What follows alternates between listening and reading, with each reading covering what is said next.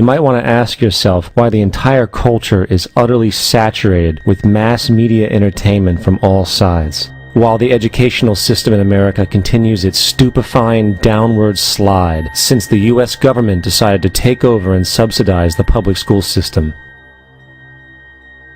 What your government pays for, it gets.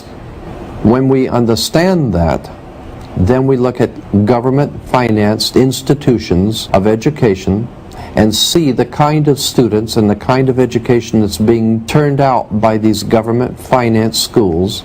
Logic will tell you that if what is being turned out in those schools was not in accord with what the state and the federal government wanted, then it would change it. The Patriot Act, Homeland Security, the Military Tribunals Act, and other legislations are all completely and entirely designed to destroy your civil liberties and limit your ability to fight back against what is coming. Currently in the United States, unannounced to most brainwashed Americans, your home can be searched without a warrant, without you being home. You can in turn be arrested with no charges revealed to you, detained indefinitely with no access to a lawyer, and legally tortured, all under the suspicion that you might be a terrorist. It's time to wake up. The people in power go out of their way to make sure that you are perpetually misled and manipulated. The majority's perception of reality, especially in the political arena, is not their own. It is shrewdly imposed upon them without them even knowing it. For example, the public at large actually believes the invasion of Iraq is going badly, as sectarian violence doesn't seem to stop. What the public fails to see is that the destabilization of Iraq is exactly what the people behind the government want. This war is to be sustained so the region can be divided up, domination of the oil maintained, continual profits reaped for the defense contractors, and most importantly, permanent military bases established to be used as a launching pad against other oil-bearing, non-conforming countries such as Iran and Syria. The last thing the men behind the curtain want is a conscious, informed public capable of critical thinking, which is why a continually fraudulent zeitgeist is output via religion, the mass media, and the educational system. They seek to keep you in a distracted, naive bubble, and they are doing a damn good job of it. In 2005, an arrangement between Canada, Mexico, and the United States was made. This arrangement, unannounced to the public, unregulated by Congress, merges the United States, Mexico, and Canada into one entity, erasing all borders. It's called the North American Union, and you might want to ask yourself why you've never heard of this. In fact, there is only one mainstream reporter who has actually heard of and has had the courage to cover this issue. The Bush administration's open borders policy and its decision to ignore the enforcement of this country's immigration laws is part of a broader agenda. President Bush signed a formal agreement that will end the United States as we know it, and he took the step without approval from either the U.S. Congress or the people of the United States. It's a deal that few have even heard of. It's being done again by very few people at the very top on behalf of the investment class, but the working class of people, political officials across our country, from communities, from cities and so forth, they don't know anything about this. This isn't some trade agreement. It is a total removal of sovereignty from these countries, which will also result in a completely new currency called the Amero. The American Constitution will eventually be obsolete. You would think that a situation like this would be on the cover of every major newspaper. That is until you realize that the people who are behind this movement are the same people behind the mainstream media, and you are not told what you're not supposed to know. The North American Union is the same concept as the European Union, the African Union, and the soon-to-be Asian Union, and the same people are behind all of them. And, when the time is right, the North American Union, the European Union, the African Union, and the Asian Union will be merged together, forming the final stages of a plan these men have been working on for over 60 years. A one-world government. And if we have learned anything from history, it is that power corrupts, and absolute power corrupts absolutely.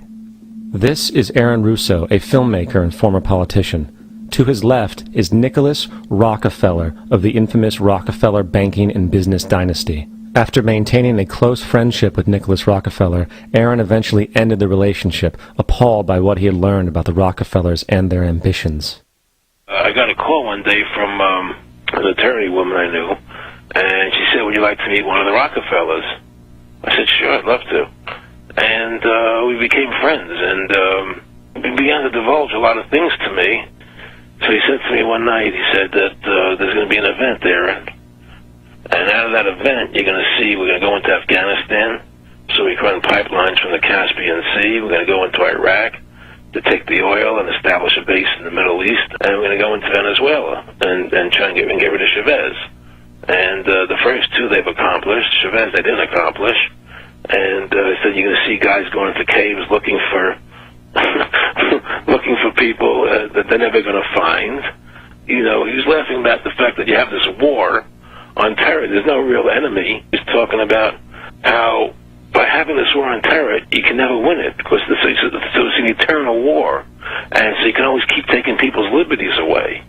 And I said, how are you going to convince people that this war is real? He said, but the media can convince everybody it's real. I mean, you know, it's just that you keep talking about things, you keep saying it over and over and over again, and eventually people believe it. You know, you created the Federal Reserve in 1913 through lies. You create 9/11, which is another lie.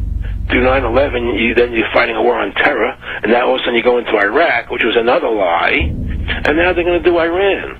You know, and it's all one thing leading to another, leading to another, leading to another. Now, I would say to them, what are you doing this for? What's the point of this thing? You have all the money in the world you ever want. You have all the power. I said, you know, you're hurting people. It's not a good thing. And he would say, what do you care about the people for? Take care of yourself and you take care of your family. And then I said to him, what are the ultimate goals here? He said, the ultimate goal is to get everybody in this world chipped with the RFID chip and have all money be on those chips and everything on those chips. And if anybody wants to protest what we do or violate what we want, we just turn off that chip. That's right, microchipped. In 2005, Congress, under the pretense of immigration control and the so-called war on terrorism, passed the REAL ID Act, under which it is projected by May 2008, you will be required to carry around a federal identification card, which includes on it a scannable barcode with your personal information. However, this barcode is only an intermediary step before the card is equipped with a VeriChip RFID tracking module, which will use radio frequencies to track your every move on the planet. If this sounds foreign to you, please note that the RFID tracking chip is already in all new American passports. And the final step is the implanted chip, which many people have already been manipulated into accepting under different pretenses. We have a Florida family who are really pioneers in a brave new world.